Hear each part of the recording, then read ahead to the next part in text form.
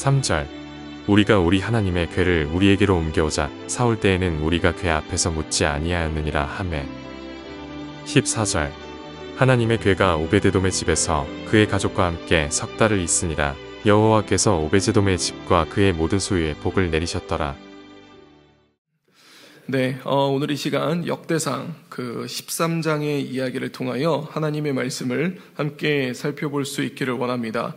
우리가 어제까지 좀 이렇게 살펴봤었던 내용은 그 다윗이 이제 왕이 될 때에 다윗을 도왔던 그 사람들에 대한 부분들을 이제 기록을 했습니다. 그런데 오늘 우리가 이제 살펴볼 부분들은 이렇게 다윗이 있고 다윗을 도왔던 그 사람들이 있는데 그 다음에 다윗이 행했던 것이 어떤 일인지에 대한 부분들을 우리가 조금 살펴보아야 합니다. 그러니까 13장은 이렇게 시작을 하게 됩니다. 다윗이 천부장과 백부장, 이 곧 모든 지휘관이 더불어 의논하였다라고 그렇게 이야기를 합니다. 그러면서 이 다윗이 왕이 되어서 이제 본격적으로 했었던 이제 일들에 대해서 얘기를 하는데 거기에 첫 번째로 등장하는 것이 이제 지휘관과 이제 함께 모여서 의논을 했다라고 얘기를 하죠. 그러면서 다윗은 뭐라고 얘기를 하냐면 만일 너희가 좋게 여기고 또 우리의 하나님 여호와께로 말미암았으면 우리가 이스라엘 온 땅에 남아있는 우리 형제와 또 초원에 딸린 성읍에 있는 제사장과 레위 사람 전령을 보내 그들을 우리에게로 모이게 하고 그래서 그들을 다 모은 다음에 이제 어떤 이야기를 하냐면 우리가 우리 하나님의 궤를 우리에게로 옮겨오자라고 얘기를 합니다. 그러면서 이 다윗은 제일 먼저 하고자 했던 게 무엇이냐면 하나님의 궤를 다시 가져오자라는 이야기를 하고 있는 것이죠. 그러니까 지금 원래 이 하나님의 궤가 그 사무엘 때에 그러니까 그 사무엘 시대에 이제 그 궤가 빼앗겼지 않습니까? 그 다음에 그 사울이 세워지고 그 꽤 오랜 기간이 있었음에도 불구하고 이 궤를 가져오지 않았었던 거죠. 그러나 지금 다윗은 뭐라고 얘기하냐면 하나님의 궤를 우리에게로 옮겨오자라고 얘기를 합니다. 그러면서 사울의 때에는 우리가 궤 앞에서 묻지 아니하였다라고 얘기를 하죠. 그 얘기는 어떤 얘기냐면 이스라엘이 국가가 되고 이스라엘이 이제 왕이라는 사람이 중심으로 해서 그 국가가 만들어져서 운영이 되었는데 근데 그 40년이라는 시간 동안 하나님 앞에 묻지 않았다라는 겁니다. 그러니까 쉽게 얘기를 하면은 그 당시 이제 이스라엘 백성들은 이 하나님의 궤를 두고 그 앞에서 이제 제사를 드리기도 하고 또 전쟁 나갈 때 그 궤를 들고 나아가기도 했었죠. 그러니까 그 궤가 어떤 우상은 아니지만 나름대로 하나님이 임재하시는 곳으로서 상징되어지는 장소이기도 합니다. 그런데 지금 그거를 빼앗겼는데 근데 이제 그 이후에 찾아온 적이 없었던 것이죠. 지금 3절은 어떤 이야기를 하고 있냐면 다윗의 왕국과 사울의 왕국 둘 다 각각 40년이라는 시간을 가지게 됩니다. 그러나 다윗은 모든 그 40년 동안 하나님께 물어가며 살아갑니다. 반대로 사울은 그렇게 하지 않았다라는 것을 그 대조적인 모습을 보여주고 있는 것이죠. 다윗이 그 이야기를 할 때에 4절을 보면 뭇 백성의 눈이 이 일을 좋게 여김으로 온 회중이 그대로 행하겠다라고 얘기를 합니다. 그러니까 지금 이제 이 백성들도 다윗의 말에 전부 다 동의를 하는 겁니다. 맞다고 우리가 하나님의 궤를 가져와야 된다고 우리 함께 이것을 가져오자라고 이야기를 하고 있는 거죠. 결국 이제 다윗과 그의 백성들은 뜻이 하나가 되었습니다. 그래서 3절은 왕이 이야기를 하고 있고 4절은 백성들이 화답을 하는 거죠. 그래서 그들은 전부 다 하나가 되어서 하나님의 궤를 가져오자라는 이야기를 하고 있습니다. 지금 그 이야기는 우리가 어제 나눴던 이야기처럼 어떻게 이 많은 지파가 있는데 다윗의 시대에는 하나가 될 수 있었는가라는 거에 대해서 그 이유는 성령 하나님이라는 얘기를 했었지 않습니까? 그러니까 그것처럼 이들이 그 중심으로 나아가고 있었다라는 겁니다. 결국은 그렇게 됐을 때에 8절을 보면은 이 하나님의 궤를 가져올 때에 어떤 일들이 일어나면 다윗과 이스라엘 온 무리는 하나님 앞에서 힘을 다하여 뛰놀며 노래하며 수금과 비파와 소고와 재금과 나팔로 연주하였다라고 그렇게 이야기를 하게 됩니다. 사랑하는 성도 여러분, 이 역대상 13장에서 우리가 기억해야 될 첫 번째 이야기가 뭐냐면 하나님이 이 하나님께 물어가는 그런 공동체가 되어야 된다라는 것을 본문은 이야기합니다.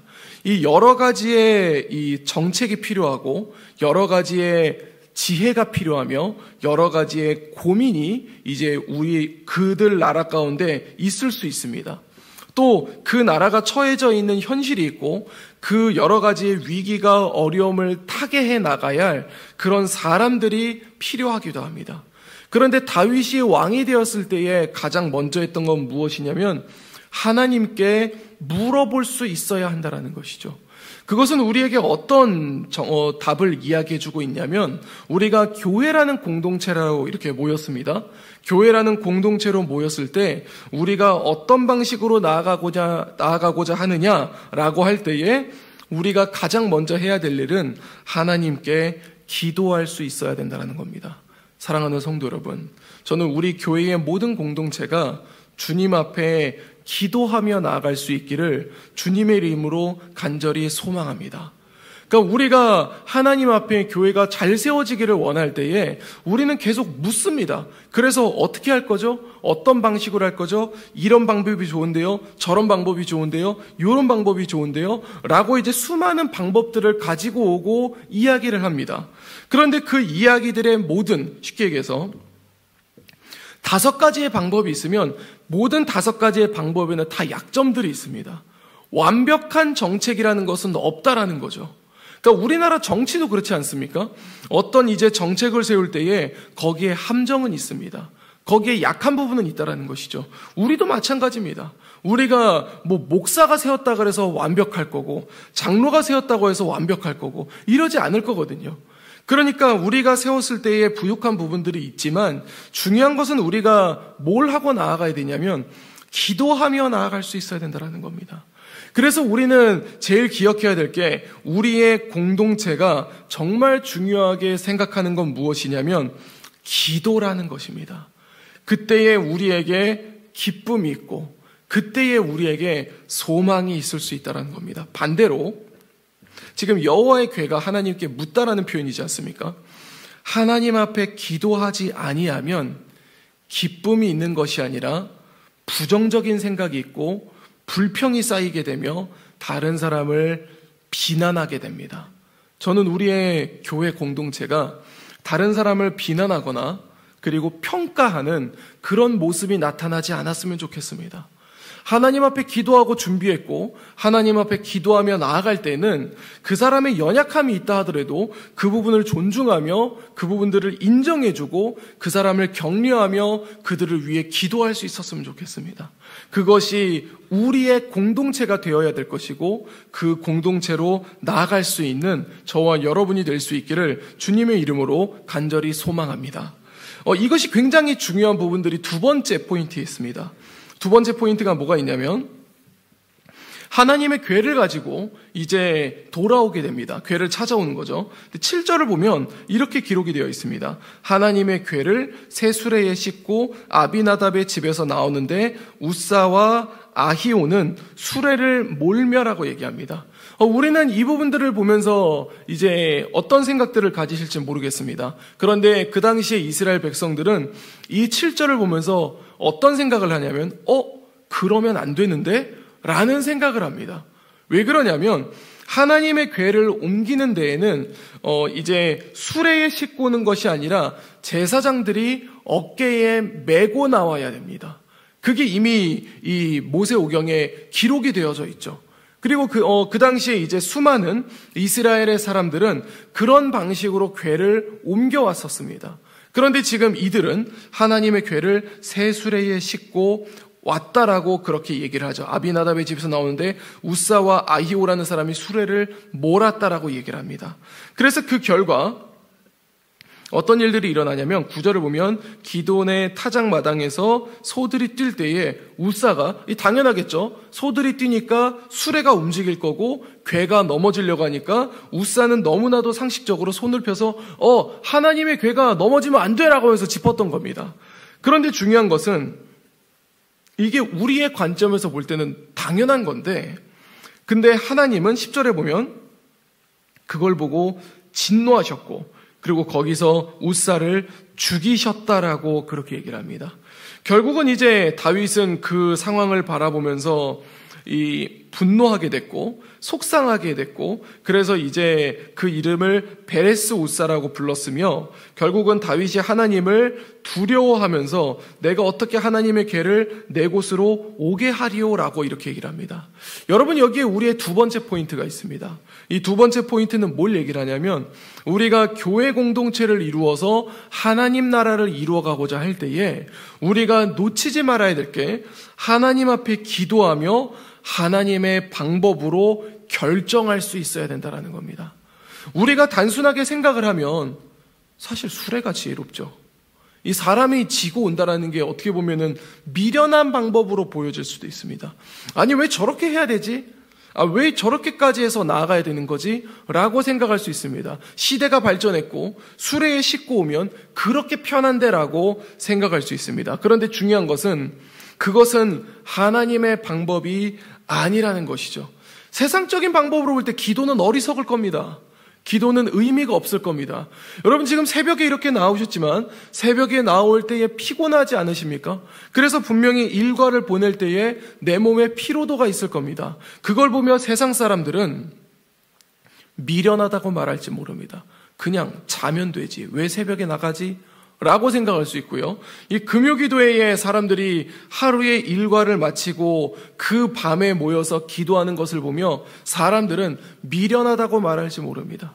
그러면서 왜 저렇게 밤에 가서 고생하지? 그냥 자기가 좀 휴식을 취하거나 아니면 자기만의 시간을 보내면 되잖아 라고 생각할지 모르죠. 어쩌면 그게 우리 교회 안에서도 그런 생각을 가질지도 모릅니다. 아유, 그 밤에 쉬어야지 라고 생각할지 모릅니다. 그러니까 그 방법이 솔직히 말하면 마음 가운데 미련하다라고 생각이 되어지는 것이죠. 그런데 중요한 것은 하나님은 뭐라고 얘기를 하고 있냐면 하나님의 방법으로 일을 해야 된다라고 얘기를 합니다. 지금 오늘의 이야기는 그 하나님의 궤를 옮길 때에 얼마나 중요한 이야기고 얼마나 복된 이야기며 하나님이 보는 관점에서도 얼마나 만족스러워할 만한 그런 상황이지 않았겠습니까? 그런데 하나님은 그들에게 아주 강력하게 얘기를 합니다. 뭐라고 얘기를 하냐면 너희가 나의 나라를 이루어 가는 데 있어서는 나의 방법으로 해야 된다라는 것이죠. 사랑하는 성도 여러분, 우리가 사람 속도 모르는데 어떻게 하나님 마음을 알겠습니까? 우리가 사람 속도 모르는데 어떻게 하나님의 마음을 알겠어요? 그러니까 우리가 해야 되는 것은 기도라는 것이죠. 하나님 앞에 기도하고 하나님의 뜻을 구하고 그 뜻에 맞추어서 우리의 방법들을 만들어가야 한다라는 것입니다. 때로는 그 방법이 미련해 보일 수 있고 때로는 그 방법이 아닌 것처럼 보여질 수도 있습니다. 그러나 그게 주님이 주시는 방법이고 주님의 뜻이라면 우리는 거기에 순종하며 나아가야 할 줄로 믿습니다. 그렇게 나아갈 수 있는 저와 여러분이 될 수 있기를 예수님의 이름으로 간절히 소망합니다. 자, 그리고 마지막은 13절과 14절인데요. 13절과 14절을 보면은 다윗은 첫 번째 마음이 무너졌을 겁니다. 이거 어떻게 해야 되지? 그러니까 12절을 보면 다윗이 하나님을 두려워했다라고 얘기를 하죠. 그러면서 뭐라고 얘기하냐면 내가 어떻게 하나님의 궤를 내 곳으로 오게 할까라는 고민을 합니다. 정말 마음은 굴뚝 같지만 그러나 그렇게 하지 못하게 되니까 다윗이 궤를 옮겨서 자기가 있는 다윗성으로 가져오지 못하고 오벳 에돔의 집으로 가져갔다라고 얘기를 하죠. 그리고 14절에 하나님의 궤가 오벳 에돔의 집에서 그의 가족과 함께 석 달 있었다라고 합니다. 그 다음에 기록된 건 뭐냐면 하나님께서 여호와께서 오벳 에돔의 집과 그의 모든 소유에 복을 내리셨다라고 이야기를 하며 역대상 13장을 마무리하게 됩니다. 사랑하는 성도 여러분, 여기에 마지막 포인트가 있습니다. 마지막 포인트에 뭐가 있냐면 하나님이 계신 곳에 진정한 복이 있다라는 겁니다. 지금 이 얘기는 어떤 이야기를 하고 있냐면 사실 여기에서 볼 때의 답답한 상황의 연속입니다. 하나님이 하나님의 궤를 가져오자라고 결의를 했고 그것을 가져오고 있는데 소위 말해 사고가 일어났습니다. 사고가 일어나서 어떻게든 끌고 왔던 것이 아니라 결국 그것을 끌고 오지 못하고 오벳 에돔이라는 집으로 가져놓게 됩니다. 그리고 거기에 석 달 있었다라고 얘기를 하죠. 그러면은 다윗을 포함한 이스라엘 백성들은 답답한 마음이 있을 겁니다. 저 가져와야 되는데, 저 가져와야 되는데, 라는 그런 마음을 가졌을 겁니다. 그런데 성경은 그들의 마음에 집중하지 아니하고 14절에 뭐라고 얘기를 하냐면 하나님의 궤가 오벳 에돔의 집에서 그의 가족과 있을 때에 그의 모든 소유와 그 집에 복을 내리셨다라는 것에 초점을 맞추고 있습니다.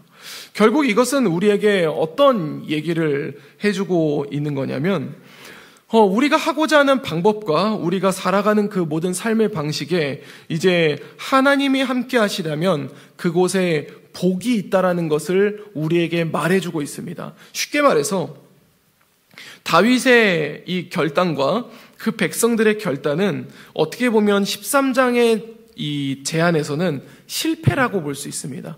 결국은 궤를 가져오지 못한 거라고 여겨질 수도 있죠. 그러나 실제로 하나님은 그것을 이야기하고 있는 것이 아니라 하나님의 궤가 있는 곳에, 다시 하나님이 있는 곳에 복이 있다라는 것을 말해주고 있습니다. 결국 우리에게 지금 이것은 어떤 얘기를 하고 있냐면 우리가 이 땅 가운데 살아가고 우리가 교회를 이루어갈 때에 때로는 어려움이 있을 수도 있고요. 때로는 좋은 모습이 있을 수도 있습니다. 당연히 우리 마음 가운데는 항상 좋았으면 좋겠습니다. 그러나 심지어 어려움이 있다 하더라도 우리의 심령 가운데 누구만 있으면요? 하나님만 있으면, 하나님만 계신다면 하나님은 우리 가운데 복을 내리신다라는 사실을 우리는 잊지 말아야 할 줄로 믿습니다.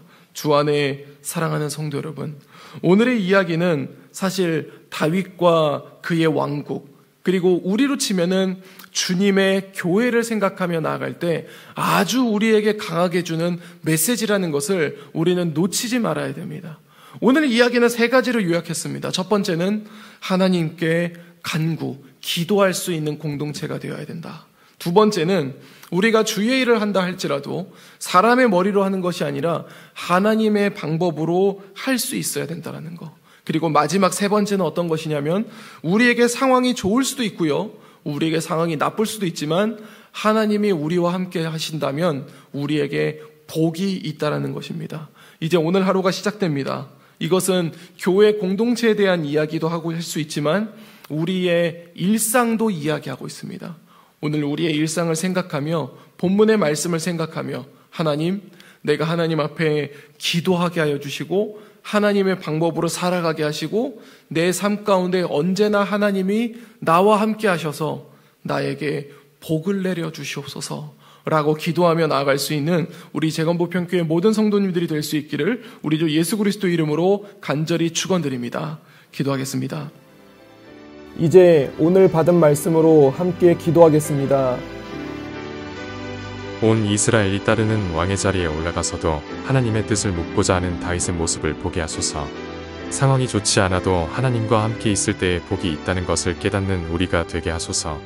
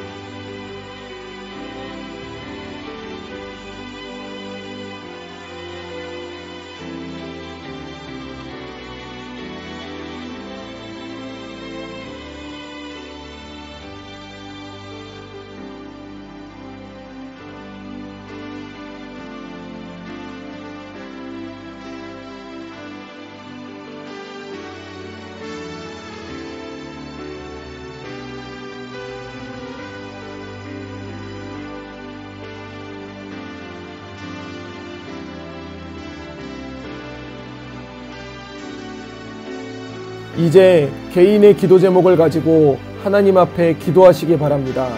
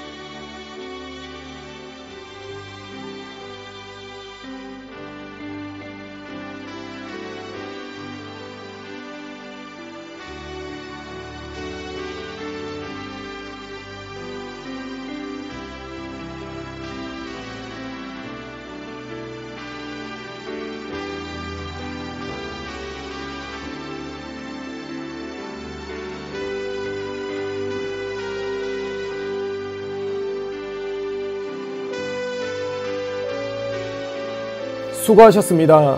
오늘도 하나님의 인도하심 가운데 승리의 하루를 보내시는 우리 재건부평교회 모든 성도님들이 되시기를 주님의 이름으로 축복합니다.